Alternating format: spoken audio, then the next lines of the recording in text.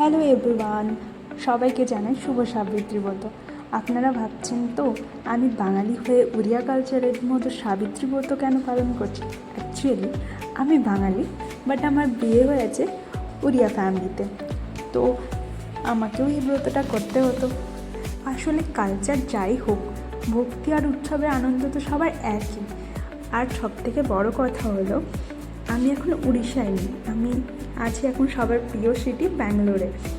তো আমি কিভাবে এই ব্রতটা করব সেটাই আপনাদের সাথে শেয়ার করব। তো আমি সাবিত্রী ব্রতের ব্যাপারে সেরকম কিছু তো জানতাম না, তো এটার ব্যাপারে পুরো ডিটেলস কিভাবে করতে হয় না হয় এগুলো আমার শাশুড়ি মা গাইড করেছেন।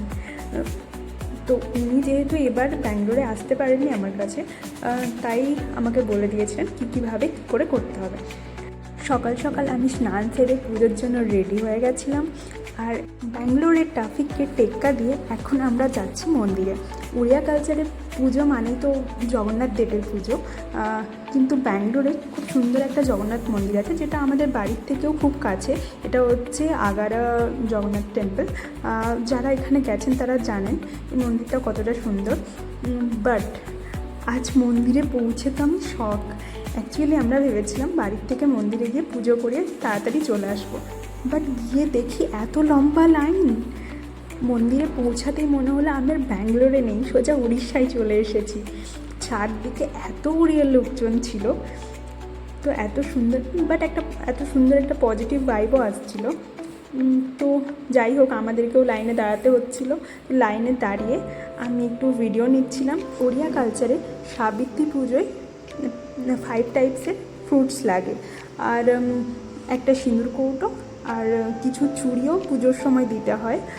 তো এইগুলো আমি সবই আগের দিন শাশুড়ি মায়ের থেকে জেনে নিয়েছিলাম, তো সেগুলো আমি রেডি করে নিয়ে এসেছিলাম। আর উপোসের দিনে না, সেদিন ফ্রুটস ছাড়া অন্য কিছু খাওয়া যায় না, তো সারাদিন ওই ফলের উপরেই উপোসটা করতে হয়। তো আর পুজোর শেষে হাজব্যান্ডের থেকে ওই সাবিত্রী যে পুজোর চুড়িটা হচ্ছে সেটা পরে নিতে হয়।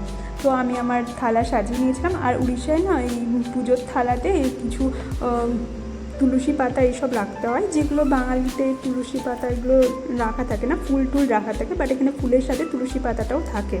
যাই হোক, 1 ঘন্টা লাইনে দাঁড়ানোর পর অ্যাটলিস্ট আমরা মন্দিরের ভিতরে আসতে পেরেছি। এরপর আমরা পুজোটা করিয়ে নেব। তো এখানে পুরোহিত মশাই পুজো করানোর সাথে সাথে আরেকজন পুরোহিত মশাই ছিলেন, যিনি সাবিত্রী সত্যবানের ব্রত কথা শোনাচ্ছিলেন। তো আমি পুজো করানোর পর সেই ব্রত কথাটাও শুনছিলাম।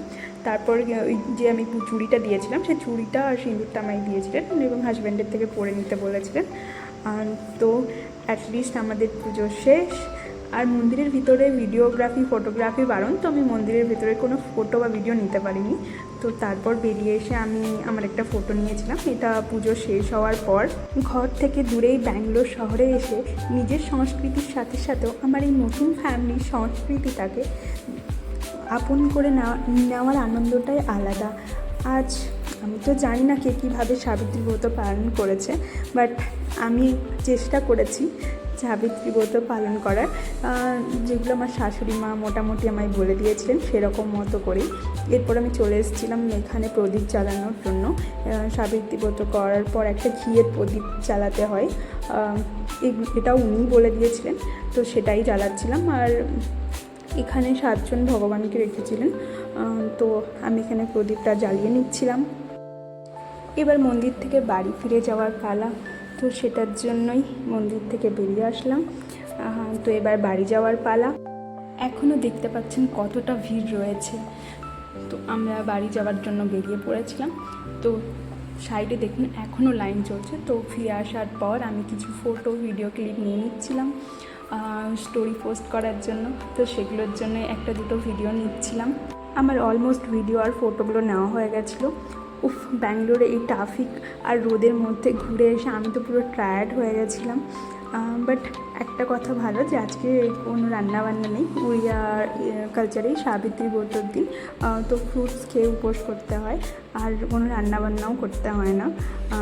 তো আমি ব্যালকনিতে চলে এসেছিলাম। এরপর তো এই যে মেহেন্দিটা দেখছি সেটা আমি নিজে নিজে ড্র করেছি। তো আগের দিন রাতে এটার পুরো প্রিপারেশন করেছিলাম। আপনারা আজ কারা কীভাবে সাবিত্রী পুজো কাটালেন অবশ্যই আমাকে কমেন্ট করে জানাবেন।